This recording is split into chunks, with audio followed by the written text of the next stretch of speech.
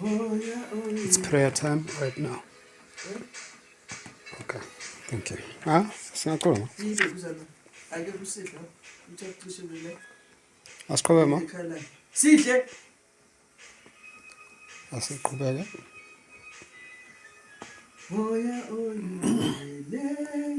Izakithi usikhanyisele indlela yakho, sifundise na indlela yakho, moyo ingcwele woza, moyo ingcwele, moyo ingcwele, moyo ingcwele yiza phezu kwethu, usikhanyisele indlela enhle eyezulwini lakho.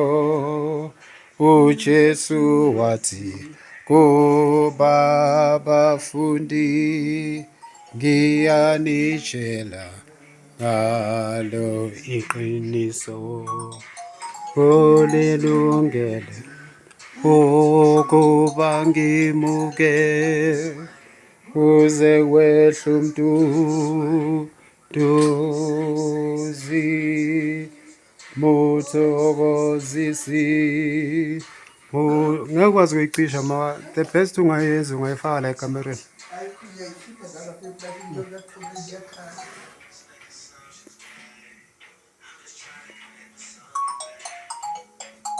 Ngathi yabonke lama-disturbance ngesikhathi se-prayer.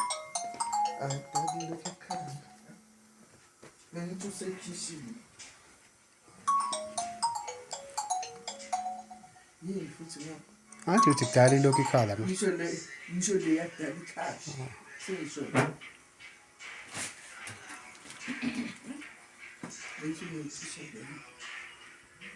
uJesu wathi babafundi, ngiyanitshela ngalo iqiniso, kunilungele ukuba ngimuke, kuze kwehle umduduzi,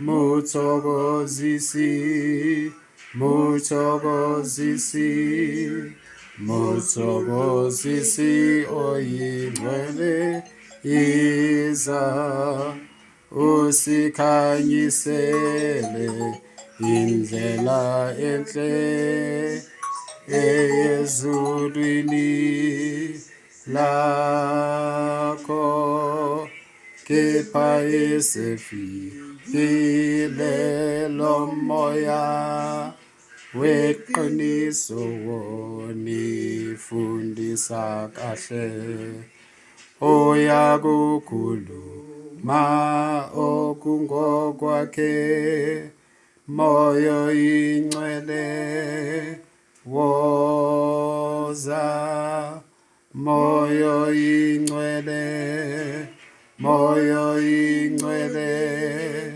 moyo ingcwele yiza phezu kwethu, usikhanyisele indlela enhle eyezulwini lakho, ingcwele, moyo ingcwele, moyo ingcwele uza phezu kwethu, usikhanyisele indlela enhle eyezulwini lakho.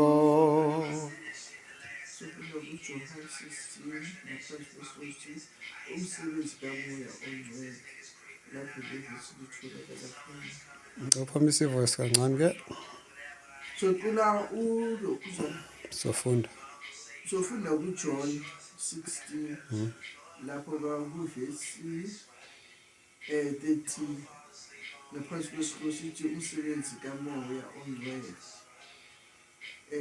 kodwa ngizathi ukuza senza u-5 bese ngiyaku-13 ngifuna ukuzwa ukuthi manje ngiyamuka ngiya kongithumileyo, akakho kinina ongibuza ukuthi uyangaphi.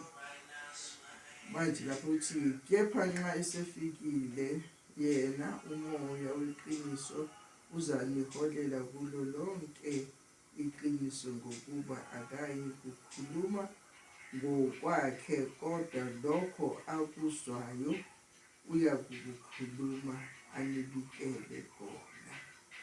uJesu uma esho imisebenzi kaMoya Oyingcwele ukuthi yenza ini kithi, lapho yatsho kubafundi bakhe ukuthi uzawumuka, kodwa akekho ombuzayo ukuthi uyakuphi. Laphana ku-13 njengoba sesho uma sefikile lo Moya Oyingcwele weqiniso uyakuniholela kulo lonke iqiniso, ngokuba akayi kukhuluma ngokwakhe, kodwa lokho akuzwayo. Uma uJesu Kristu laphana kuJohn 14 uma esho ehamba ukuthi uyahamba, kodwa kasishiyi sisodwa sizintandane, usishiya noMoya Oyingcwele. uMoya Oyingcwele uzasikhumbuza konke, njengoba esho lana ku-13 ushiya noMoya Oyingcwele uzasikhumbuza, uzasiholela kulo lonke iqiniso. Lo Moya Oyingcwele akanokhuluma okwakhe, kepha uzokhuluma lokhu uJesu amtshela kona, njengoba noJesu naye wayetshelwa uNkulunkulu, wayethatha kuNkulunkulu, wayengakhulumi okwakhe, wayekhuluma lokho uNkulunkulu. Naye uMoya Oyingcwele akakhuluma okwakhe, ukhuluma lokho iNkosi uJesu imtshele yona kona. Uze naphakathi kwethu usishiye naye. Laphana namhlanje kube nevisi so sesengiyabona namhlanje lo ngicabanga manje njengoba sifunda ukuthi First Corinthians 2 uvesi 6-9, kodwa ngithanda uvesi bani kalile kujani